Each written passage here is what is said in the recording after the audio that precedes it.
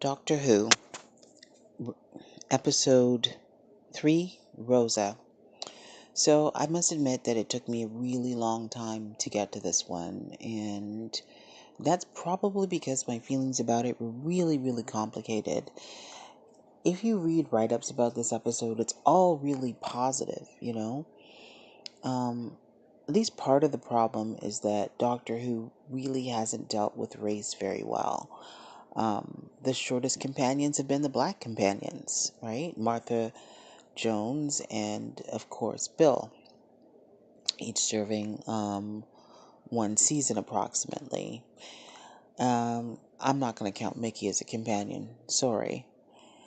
And the first time race really becomes an issue, Martha Jones is traveling to Elizabethan times with David Tennant, and she asks, about how people are going to view her, if she should be worried, and he pretty much blows her off like it's nothing. Let's just be honest. There isn't a time in history that black people can travel back to and have it be safe and uncomplicated. It just doesn't exist because of white supremacy and colonialism. I mean, unless, of course, they're traveling back to certain periods in Africa before the colonization.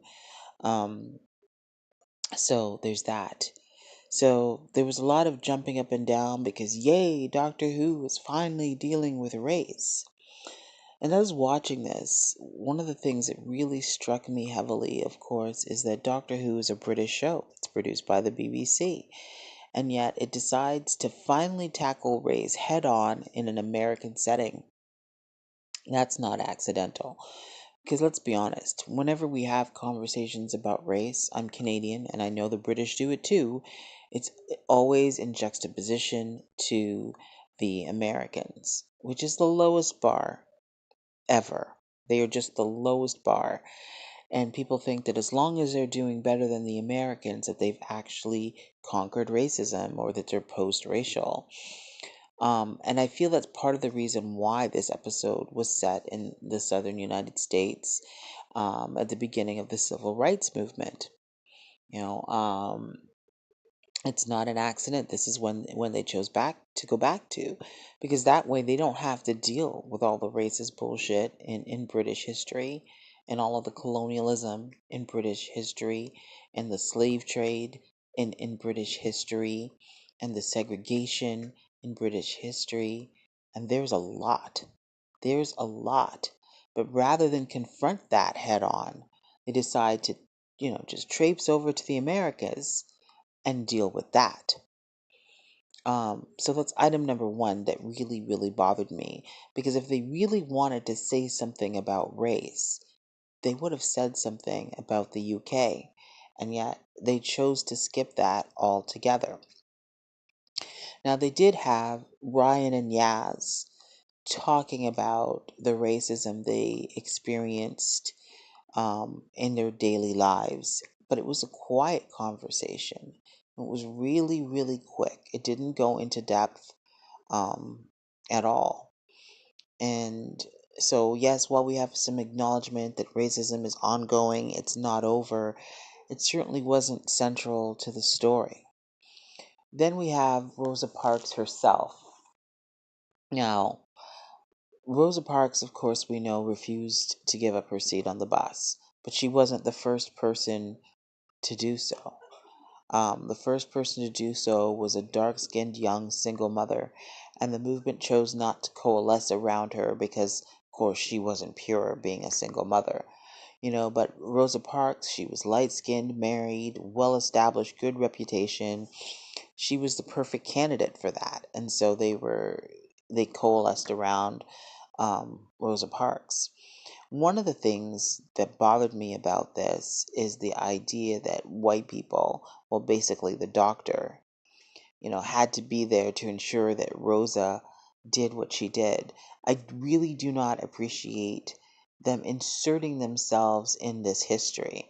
As much as there was all this fawning praise over Rosa Parks, it is not now, nor will it ever be appropriate to insert white characters into that story. And I understand that this is sci-fi and that there is such a thing as time travel, but it made it seem like what Rosa did was dependent upon how the doctor dealt with the situation and not dependent upon how Rosa felt in that particular moment and the reasons why she made the decision that she did that day. And the more I thought about it, the longer I reflected upon it, the more and more disturbing it became to me. Um, and then the other thing that really bothered me was the so-called culture shock. Um, Now, I understand, I mean, being Canadian too, that racism functions a little bit differently here. And I imagine it functions a little bit differently in the UK as well, but not so differently that we haven't all had experiences. When I say all, I'm talking about racialized people, of actively being called slurs, being called boy, girl, gal, put in our place, attacked. Um, we all have that experience. So the idea that, oh my God, it was just too much, I don't know that that's an accurate reaction. Sure, having to get on the bus, get off the bus, and go into the back entrance and sit at the back, yes. But having a white person turn on you because of the color of your skin, not so much. That is not that is still ongoing to this day. So the idea that, oh my God, and how do they survive in this world and yada yada, we're still living in this world. This is the world we are still living in today, where we have to think twice when we enter any room when there's white people there and how they're going to respond to us. We have to constantly be checking our tone because white fragility is real. Um, so I'm really not ready to give Doctor Who and Chris Chibnall a lot of praise for this episode at all. If anything, it's way overdue. And yeah, we can say he just became the showrunner now, and he's not responsible for Moffat and Russell T Davies, um, and their failure to deal with race in any real and meaningful ways, because obviously they were more focused on trying to do something for gender. But it doesn't feel satisfying to me. I really don't care who's to blame at this point. They've had well over 50 years to get this right. And now that they've, decided to go there, they just haven't to me done a complete job, an honest job, a real job. Um, so I find it a little disturbing and a little disheartening that everyone is jumping up and down to cheer, because I don't really see much to cheer about. Yeah, they had one little teeny tiny episode that dealt a little bit with race. Woohoo!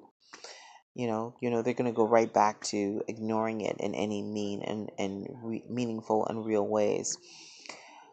I also want to spend a minute or two on Yaz. Um, they're absolutely refusing to flesh out Yaz's character. Uh, the two male companions, Graham and Ryan, have more to do still. More lines, more conversation. They're more active. Yaz got a little bit more because people were confused by her ethnic makeup.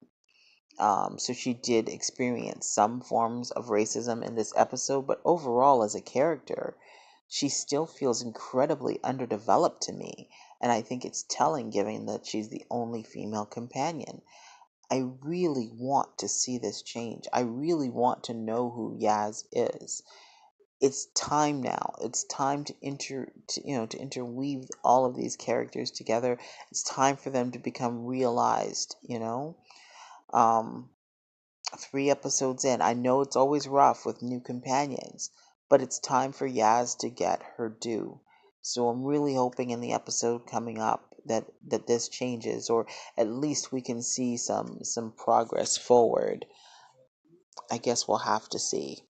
Uh, so for me, Rosa, the Rosa episode really comes down to one big pile of meh.